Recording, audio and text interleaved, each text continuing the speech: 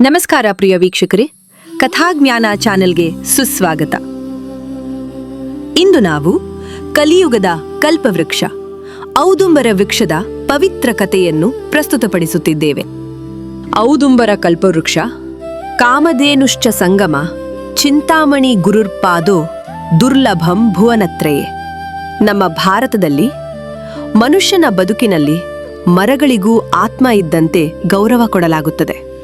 ಅದರಲ್ಲಿ ಅತ್ಯಂತ ಪವಿತ್ರ ದೈವಶಕ್ತಿಯಿಂದ ತುಂಬಿರುವ ಮರ ಒಂದಿದೆ. ಅದೇ ಔದುಂಬರ ವೃಕ್ಷ ಅಥವಾ ಅತ್ತಿ ಮರ. ಈ ಮರ ಕೇವಲ ಒಂದು ಸಸ್ಯವಲ್ಲ, ಇದು ಕಲಿಯುಗದ ಕಲ್ಪವೃಕ್ಷ. ದತ್ತಾತ್ರೇಯನ ನೆಲೆ, ನರಸಿಂಹನ ಶಾಂತಿದಾಯಕ ನೆನಪು, ಇಂದ್ರನ ಶಕ್ತಿಯ ರೂಪ, ಆಯುರ್ವೇದದ ಖಜಾನೆ ಮತ್ತು ವಾಸ್ತುವಿನಲ್ಲೂ ಅಪಾರ ಮಹಿಮೆ ಹೊಂದಿದೆ. ಇದು ಹೇಗೆ ಸಾಧ್ಯ? ಇದಕ್ಕೆಲ್ಲ ಏನು ಕಾರಣ?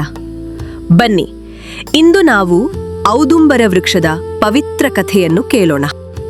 ವೇದಗಳ ಯುಗದಿಂದಲೂ ನಮ್ಮ ಭೂಮಿಯಲ್ಲಿ ಒಂದು ಅದ್ಭುತ ವೃಕ್ಷ, ಭಕ್ತಿಯ ಪ್ರತೀಕವಾಗಿ, ಯಜ್ಞಯಾಗಗಳ ಜೀವನಾಡಿಯಾಗಿ ಬಳಕೆಯಲ್ಲಿದೆ. ಅದೇ ಕಲಿಯುಗದ ಕಲ್ಪವೃಕ್ಷವೆಂದು ಕರೆಯಲ್ಪಡುವ ಔದುಂಬರ ವೃಕ್ಷ ಅಥವಾ ಅತ್ತಿ ಮರ. ಈ ಮರ ಕೇವಲ ಒಂದು ಸಸ್ಯವಲ್ಲ, ಇದು ಕಾಮಧೇನು, ಇದು ಕಲ್ಪವೃಕ್ಷ, ಇದು ಗುರುಪಾದವನ್ನು ಹೊತ್ತಿರುವ ಪವಿತ್ರ ನೆಲೆ. ಇಲ್ಲಿ ವಾಸಿಸುವವರು ಯಾರು ಗೊತ್ತಾ? ತ್ರಿಮೂರ್ತಿಗಳ ಸ್ವರೂಪ ಶ್ರೀ ದತ್ತಾತ್ರೇಯರು. ಪುರಾಣಗಳ ಪ್ರಕಾರ ಭೂಮಿಯಲ್ಲಿ ಸಂಚರಿಸುವಾಗ ತ್ರಿಮೂರ್ತಿಗಳ ಅವತಾರ ದತ್ತಾತ್ರೇಯ ಸ್ವಾಮಿ ತಪಸ್ಸು ಮಾಡಲು ಆರಿಸಿಕೊಂಡ ನೆಚ್ಚಿನ ಸ್ಥಳವೇ ಔದುಂಬರ ವೃಕ್ಷದ ನೆರಳು. ಸೃಷ್ಟಿಕರ್ತ ಬ್ರಹ್ಮ, ಪಾಲನೆ ಮಾಡುವ ವಿಷ್ಣು, ಲಯವನ್ನು ಮಾಡುವ ಶಿವ, ತ್ರಿಮೂರ್ತಿಗಳ ಸ್ವರೂಪವೇ ದತ್ತಾತ್ರೇಯ ಗುರುಗಳು. ಹೀಗೆ ಬ್ರಹ್ಮ ವಿಷ್ಣು ಮಹೇಶ್ವರರ ನೆಲೆಯಾಗಿದೆ. ಸದಾ ಔದುಂಬರ ವಾಸಾಯ ದತ್ತಾತ್ರೇಯ ನಮೋಸ್ತುತೆ, ಅಂದರೆ ಔದುಂಬರ ಮರದ ಕೆಳಗೆ ವಾಸಿಸುವ ದತ್ತಾತ್ರೇಯ ಸ್ವಾಮಿಗೆ ನಮಸ್ಕಾರಗಳು ಎಂದು ಭಕ್ತರು ಇಂದು ಸಹ ಜಪಿಸುತ್ತಾರೆ. ಈ ಮರದ ಬೇರಿನಲ್ಲಿ ಬ್ರಹ್ಮ, ಕಾಂಡದಲ್ಲಿ ವಿಷ್ಣು, ಕೊಂಬೆಗಳಲ್ಲಿ ಶಿವ ನೆಲೆಸಿದ್ದಾರೆ ಎನ್ನುವುದು ಪುರಾಣಗಳ ಮಹಿಮೆ. ಆ ಕಾರಣಕ್ಕೆ ಗಾಣಗಾಪುರದಂತಹ ಎಲ್ಲಾ ಪವಿತ್ರ ದತ್ತಕ್ಷೇತ್ರಗಳಲ್ಲೂ ನೀವು ಈ ಮರವನ್ನು ಕಾಣುತ್ತೀರಿ. ನರಸಿಂಹನ ಉಗ್ರತೆಯನ್ನು ಶಮನಗೊಳಿಸಿದ ಮರ. ಹಿರಣ್ಯಕಶ್ಯಪು. ಪ್ರಹ್ಲಾದನ ಕಥೆ ಎಲ್ಲರಿಗೂ ಪರಿಚಿತವೇ. ಪ್ರಹ್ಲಾದನನ್ನು ರಕ್ಷಿಸಲು ವಿಷ್ಣುವು ನರಸಿಂಹ ರೂಪದಲ್ಲಿ ಅವತರಿಸಿ ಕಂಬದಿಂದ ಹೊರಬಂದು ಹಿರಣ್ಯಕಶ್ಯಪುವಿನ ಹೊಟ್ಟೆಯನ್ನು ತನ್ನ ನಖಗಳಿಂದ ಸೀಳಿ ಸಂಹಾರ ಮಾಡಿದನು. ಆ ಸಂಹಾರ ಕ್ಷಣದಲ್ಲಿ ಹಿರಣ್ಯಕಶ್ಯಪುವಿನ ಹೊಟ್ಟೆಯೊಳಗಿನ ಕಾಲಕೂಟ ಎಂಬ ಪ್ರಬಲ ವಿಷ ನರಸಿಂಹನ ಉಗುರುವಿನೊಳಗೆ ಸೇರಿ ಅವನ ದೇಹವನ್ನೇ ಉರಿಯುವಂತೆ ಮಾಡಿತು. ಎಷ್ಟು ನೀರು, ಎಷ್ಟು ಗಾಳಿ, ಯಾವುದೂ ಶಮನ ಮಾಡಲಿಲ್ಲ. ಹಿರಣ್ಯಕಶಿಪುವನ್ನು ಸಂಹರಿಸಿದ ನಂತರವೂ ನರಸಿಂಹದೇವರ ಉಗ್ರ ಸ್ವರೂಪ ಶಾಂತವಾಗಲಿಲ್ಲ. ಆಕಾಶವು ಕಂಪಿಸುತ್ತಿತ್ತು, ದೇವತೆಗಳು ಭಯಚಿತ್ತರಾಗಿದ್ದರು. ಆಗ ಮಹಾಲಕ್ಷ್ಮೀ ದೇವಿ ಅತ್ತಿ ಮರದ ಹಣ್ಣುಗಳನ್ನು ಭಗವಂತನ ಉಗುರುಗಳಿಗೆ ಲೇಪಿಸುತ್ತಾಳೆ ಮತ್ತು ಹಣ್ಣುಗಳನ್ನು ತಿನ್ನಲು ಕೊಡುತ್ತಾಳೆ.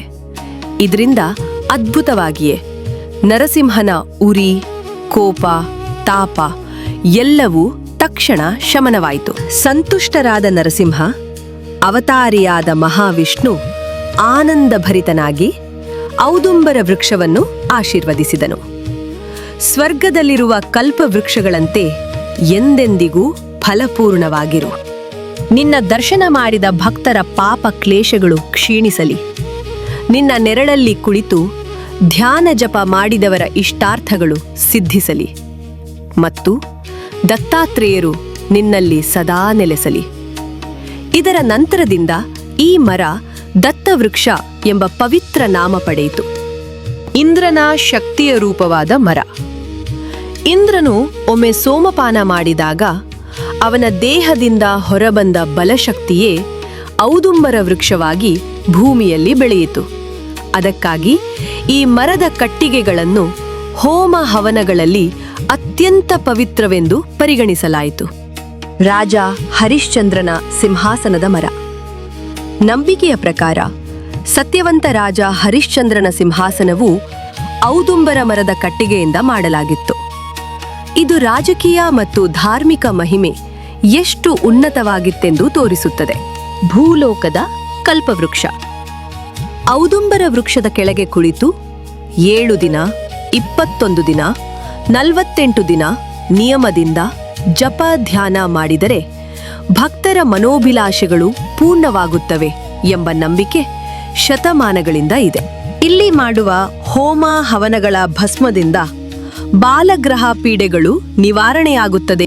ಮನೆಯ ಅಂಗಳದಲ್ಲಿ ಈ ಮರ ಇದ್ದರೆ ಆ ಮನೆಗೆ ಗುರುಬಲ, ಶಾಂತಿ, ಸಮೃದ್ಧಿ, ಆರೋಗ್ಯ ಮತ್ತು ಐಶ್ವರ್ಯ ನೆಲೆಸುತ್ತವೆ.